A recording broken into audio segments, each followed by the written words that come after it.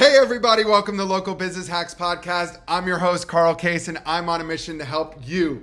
Every week, we're going to be talking to local business owners and experts to get their best tips, tricks, and hacks to grow your business. This show is designed to teach you, inspire you, and motivate you to take massive action and start to build your future-proof business. Whether you're just starting off or you're taking your existing business to the next level, this episode is for you. So let's get started. Good morning, listeners. Carl Case, Head of Business Development at Referrizer. Welcome to Local Business Hacks. This morning, I am joined by a super special guest, Brittany Rosario from Mayweather Fitness. Brittany, good morning. Welcome to the podcast. Tell the world who you are and a little bit of your story. Good morning, Carl. Thank you so much for having me before we get started. I really appreciate it. So excited to be talking to everybody on your team and everybody out there. So like you said, I'm Brittany Rosario. I am the Senior Support Specialist of Mayweather Boxing and Fitness. And that's just a really fancy way of saying I strategize from a sales and operations perspective, and then the hybrid with some marketing for our open studios and support. I guess I'll start with Mayweather. So Mayweather Boxing and Fitness, for those of you who don't know that Mayweather has a gym, he has a gym. It's called Mayweather Boxing and Fitness, right? We're getting in there. Full transparency, we do not knock out people, we knock out calories, okay? Nice. So this is a group fitness workout that's instructor-led, that's influenced by Floyd and all of his greatness, right? Everything from how he trained for specific fights, combinations, that high-intensity workout, but really integrating that fitness piece. What's super unique about this experience for our consumers is that we also track results from heart rate monitors, right? So we want you to know that what you're doing in class has an output, right? You get to visually see that. Get a little competitive with yourself. I think that one of the things that are driving people to Mayweather more than anything, aside from just the name, is the mindset that's associated with it. Whether we're talking about what you're doing in the studio to attack your fitness goals, what you're doing outside personally, and how you're going to develop the mindset along with how Mayweather developed his mindset, and what he did to put himself in positions to be the successor that he is today, right? Leading people through that greatness. So super excited about what we're doing from a brand perspective. We are a franchising model. So we have multiple locations now all over the US, some international coming soon, right? So a lot of growth, a lot of excitement.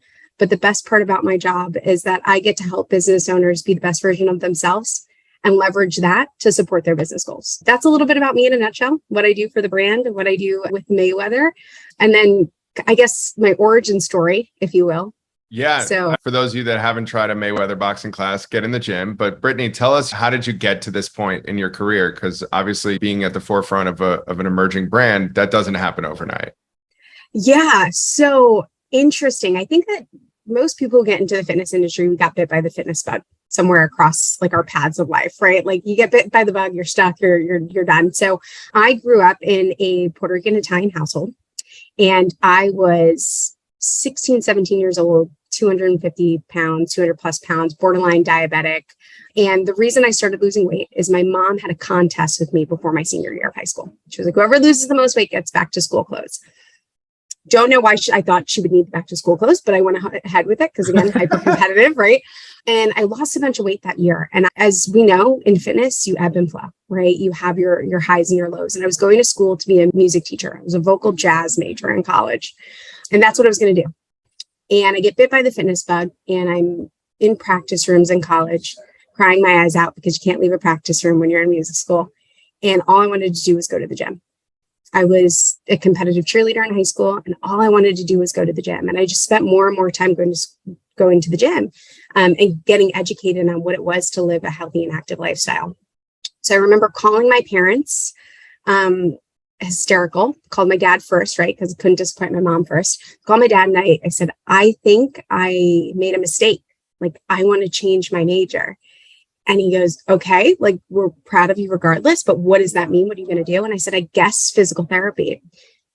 Then the fitness industry back then wasn't a career. It was a hobby. It was fun. It was something that people did. But 10, 20 years ago, it was really hard to see this growth path as a career. So came home, changed schools, started going to school for physical therapy, and hated it. Hated physical therapy. I was like, I thought I was going to help athletes be better athletes. And what I ended up doing was seeing people who couldn't be the best versions of themselves and didn't have the education from a preventative care perspective be down on their luck. And it was a lot, right? So I made a commitment to myself. I'm going into preventative care. I had no idea what that meant. So I got my first job at a gym was a front desk associate of a Planet Fitness. I was going to school full time. I would work at GNC as a store manager during the day. So I got my supplement nutrition background, helped open a store for them, and then worked 2 to 10 every single day for Planet Fitness. Would work out from 10:30 to 12:30, 11 o'clock at night, right? Getting my workouts in, doing homework at night, and then coming and doing the same thing the next day. That's 6-7 days a week in my early 20s. Yeah, insane. But I loved it. I was so happy and excited. And my parents didn't understand. They're like, how are you going to make this a career? Started supporting local businesses, like teaching them how to market for their business for fitness, and then fell in love with a homeopathic holistic weight loss company, which is what moved me from New York to Florida. So I went to the wrong meeting on the wrong day. I tell people my growth path has not been conventional by any means. I should have paid more attention to my calendar, but again, I'm like 20. Wrong meeting, wrong day. And I'm sitting in a room of marketing representatives for a company pitching digital back in 2012. And this is like a new concept. And I'm poking the bear and just asking questions. And I'm like, that sounds like BS. That sounds like BS. So I'm poking the bear, asking questions. The meeting's over. The man comes up to me and he goes, "Who are you?" I said, "Oh, I'm Brittany. I'm a consultant in your, Monroe location." And he goes, "Well, my name is Vinny and this is my company and we're going to lunch. You're coming with me today." And I said, "Okay." Well, that was it. I then started selling their franchise license agreements and supported their marketing and sales initiatives and moved to Florida. That moved me down here. Fun, crazy, whirlwind, a lot of learning lessons, but I was on a plane every day. And I was flying back and forth coast to coast in my early 20s in a new state, had nobody here. I needed to figure it out and I missed fitness. So I went home for Christmas. My cousin Karen was with 24 and she goes, "Do you miss fitness?" I said, "I do." And that's when I fell in love with 24. So supported the Central Florida growth for them. And then again, same thing, right? In transition, you learn, you start to engulf yourself back into the industry, and made the decision to go on my own right before COVID, ironically enough, and become a consultant. And again, same idea, teaching business owners how to own their business, how to run their business, all of the ins and outs of from a business acumen and activity perspective. And then found Crunch. And I gave them about exclusivity for about a year and change. And oh boy, did I do a lot there. So I was working with the largest franchise group within Crunch. So supported them with corporate sales initiatives, kind of streamlining that, again, operational improvement strategy for their clubs and locations. And then moved into their director of recruiting because it was a very difficult climate post-COVID to find great talent. Yep. And created what their employer branding looked like to acquire great talent. Awesome. And then, as most of us know, in the industry, it's really hard to find a leader that you want to work with, you want to work for. And Amanda Enos was that for me. And she had made a transition from Orange Theory to Mayweather. And I was always a boxing fan. My 21st birthday was the Floyd Pacquiao fight. And I had my whole family over to watch this fight because I was a boxing fan, right? And I saw her make this transition, and I had never worked with her directly in the past, but I always had friends that worked with her at 24 in some other capacities. And they would say over and over again, "You need to work with this person. You need to work with this person. Like, I'm telling you, your energy, her energy, it just makes sense." So of course, LinkedIn's great. Like, "Hey, Amanda, I know we haven't spoken, but I've crossed paths. If you have anything, let me know." And a couple of months went by and she was like, "If I have anything, if I have anything." And then sure enough, she goes, "I have something. I don't know what it means, but I have something." And I said, "Okay, sounds good." And that was it. I made the transition over to Mayweather. I've been with Mayweather since April now. So it's been a whirlwind overall. I have to say, the great thing about this industry is that for the most part, there are no silos. So when you work in the space, you are cross-departmental so often that you over time gain all of these knowledge and skill sets from just being able to be engulfed in every aspect of the business. So as an owner, you are in every aspect of your business, right? There's no silo as the operator. So get to kind of put all of that into fruition now for franchisees. And that's where I am today.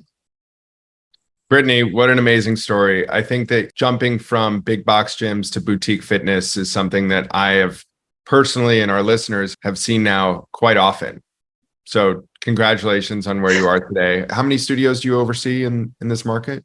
I have about half of the network. So I have all of the South, 26 studios. Yeah. So 26 studios at an average of how many members per studio? A couple Oh, hundred? wow. Yeah, Yeah. definitely So a couple hundred. you're, affecting thousands of people with what it is that you do. And you see that when you walk into the gym, you see the hard work and sweat going into it, but watching the smiles and the conversations happen when it's over. And Yep. that's super inspiring. It's, you made a great point on the people piece. Years ago, one of the best awards that I've ever received ever is Culture Queen, Culture Captain. That's I awesome. created a great culture of people. But part of that people piece is at the end of the day, we have the best job in the world. It's one of two things. In the fitness space, your job is either to help somebody fall in love with fitness for the first time, whether it's over and over and over again that first time, but it's the first time every time because it's an experience, right? The second part of the job is to help develop the leaders that help people fall in love with fitness for the first time. That's the job. No matter what department you're in, no matter what you do and how you contribute to this business, that is the job. And every time I say it, and I've said it for years, I get chills thinking about it. And if that doesn't excite somebody, you're in the wrong room, right? Because we're not selling pens and paper, right? This isn't just technically a retail experience. This is I'm here for you, you're here for me, we're here to support one another. So the energy that you're talking about in a facility and how it supports is really picking the right people and getting the right people to be the forefront to create that incredible culture. Amen. What are some things that you have implemented that really have shaped bringing in the right people, finding the right people, and most importantly, getting them to stay? So I think the first part of this, especially when I'm talking with franchisees, is just the mindset. It's this limitation mindset that we have where we know that hiring is an area of opportunity for everybody right now. But then you put these barriers on yourself to say, this is going to be hard. Well, anything I've ever told myself that I'm like, this is going to be hard, what do? I procrastinate. I don't figure it out. Instead of going with that, I am going to find a way to win. And I think that's with everything. It's the mindset of no matter what, my goal is to find a way to win. I'm going to find a way to find the right team member. I'm going to be solution oriented instead of problem fixated. So I think the mindset's really important. And that's where it all starts. And then from there, I'll use Crunch as an example. So when I came on board with Crunch from a support perspective, about 3 months in, not even, I'm halfway through one project and they're like, Brittany, we need you to figure this out. And I said, okay. And they said, we need recruiting. Like we're growing rapidly. We're opening. And at this point, they went from 20 some odd locations with me being the largest franchisee brand to 30 plus locations in less than a year. Wow. Between new club openings and acquisitions. So it was recruiting. It was really filling that pipeline. And in the beginning, most people who fall into recruiting, similar to fitness, they don't even know how they got there. Similar situation. I'd recruited for businesses before. I've recruited franchisees to generate licenses, but I've never really had to look at this from an employer branding perspective and say, what do we do now? The CEO at the time, Tony, said to me, he was like, I want people to just walk through the door. And I said, okay. He was like, I want people to come in, like, give us a fist bump. And I'm like, okay, but how do I spin that? How do I make that a part of the employer brand? Something that Crunch did tremendously well as an entity was create a great mission, vision, and values, right? And there were this no judgments, really inclusive, they have this tone to them where it's like genuinely, we are here. We are here. We are here for you no matter what. We seek to encourage, empower, and entertain. These are powerful words. So I took the fact that this person was like, I want people to come in, give us a fist bump, like figure it out. Like, okay. And I made it an employer branding initiative based on the philosophy of the business. We are no judgments. So I entered a fist bump policy. And this was to solve two problems. One, recruiting is about speed and efficiency. And when you are running, whether it be a big box studio or you're running a big box club or a studio, there is not enough hours in the day. There just isn't. And even though it may be on your laundry list of things to do, to go into your ATS software and take a look at the new, or your Indeed, if that, and look at new applicants, that's a task. So I needed to be able to bridge that gap for people. The fist bump policy went out to all new applicants. So typically when you apply for a job, you get a thank you for applying. Somebody will review your resume. And that's kind of it, right? The call to action stops there. Well, I changed it. It went from thank you to applying. Here's the next step in your interviewing process. We'd like to invite you in to experience us. Come in, meet a member of our team. And there was a video of me saying, welcome to our fist bump policy. Come in, whether you're starting from an executive level position or a frontline team member here, part of our cleaning staff, everybody starts the same. come in, meet a member of a management team, give them a fist bump, and get a workout on us today. Experience what it's like to be in our facility. They came in, they would jot down their name, but then it was another reminder and took the burden off the shoulders of the manager to say, oh, I need to recruit today. Oh, I need to recruit today. And made it, and for the potential new employee, right? It was such a different system and process for them where all the barriers went down and they got to see them and they felt seen, right? It's a no judgment policy. We want you through our doors. We want you to come in. So creating something based on what the brand really stood for, and then marrying that with what are the hurdles that we're dealing with in the studio on the day-to-day basis. And typically it's time. It's the time investment for them. So how do we simplify that? And then the next piece was education. Recruiting's hard. We role play in our studios all day long on how to sell, how to overcome objections, but we don't role play how to interview, how to ask great interviewing questions, how to deeper question to determine if somebody's the right fit so that we can support them. And long term, what we did was on a weekly basis, we had a call per district, per little market, and we taught them, hey, tell me about what you're doing in recruiting and how it's supporting your business, and bringing up what are the pain points that you're having, and then identifying succession planning for them at a very granular scale, right? And then teaching them how to identify red flags and team members. You said, give back to your people. Sometimes people aren't motivated just by financials. We're in a purpose-driven climate for recruiting. People want purpose. People are struggling to be in the restaurant industry or in retail because they're struggling to find purpose in that. But what we do has a lot of purpose behind it, right? So we just need to put that at the forefront, and then having that really easy communication to let people know, hey, you're here. I see you. What do those checkpoints look like to keep that long-term employee? And identifying what they're looking for. But a lot of that starts by being proactive in the interviewing process and earning the right to ask these questions in the best interest of the person sitting in front of you. So, yeah, a lot of proactive pieces. You know, everybody is looking for the same thing, which is to grow personally and, you know, hopefully accomplish their financial goals. So. Absolutely. I think you made a great point in that. And I think that when you think about a franchisee at a high level, we're talking about high level recruiting. We know these things. We know that we have to do this. But then it's also like, hi, I feel like my world's on fire. I don't have time. Right? Like, I feel like there are 10,000 things going on. And because I'm not staffed, I also don't have time. So it's also being able to empathize and understand, but then pull it back and say, how is not being staffed hindering you in your performance goals from a business perspective? Because it's the lesser of two evils. If you don't take the time, we're going to be doing the same thing over and over again. So it's that all or nothing approach to instead of saying, hey, what can I do today? What's manageable today to support my recruiting needs? What's manageable on a daily basis? And then if it's not manageable, empower somebody to own that piece. Because I think the ownership and the deflective ownership of who supports you in recruiting and staffing is where people get lost. Because if nobody's owning it and everybody's owning it, what's going to happen, right? So I empathize to the franchisees that are in any system because everything's new, right? And especially recruiting in this climate is very, very new. But again, it's that lesser of two evils. It's either I struggle through it right now and I get through this piece, or I'm going to continue to be where I am from a performance perspective because I don't have the right people on the bus. For sure. Agreed 1,000%. Yeah. Before we wrap up, I want to ask you one question. Sure. What is a story that you constantly remind yourself of, an experience that happened to you that, you know, is coming up on a daily, weekly, monthly basis in your career that is a lesson that you learned that you consistently remind yourself that maybe other people in many different facets can relate to? So the tone is fitness is hard. And back when I was at 24, I remember being in I don't even know what the purpose of the meeting was. Like to this day, I will never remember what the purpose of this meeting was. But what I won't forget is a member who came in and the general manager like gave him a fist bump. And then I saw the district manager give that person a fist bump. And I'm like, what is happening here? And my DM at the time got very emotional.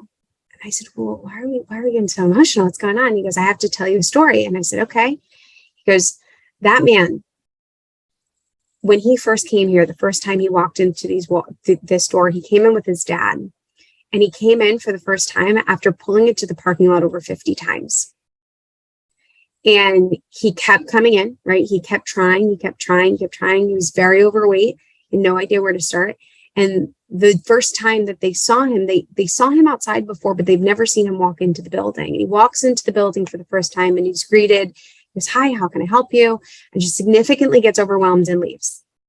And the general manager knew like something's up here. Like I need to figure this out. So a week or two later, he comes back with his dad and he walks in and he goes, "Hi, I'd love to just be able to show you around today. No process, no nothing. Like I'd love to be able to show you around." And in that conversation, he uncovers, right? "I have pulled into your parking lot over 50 times. I am so scared.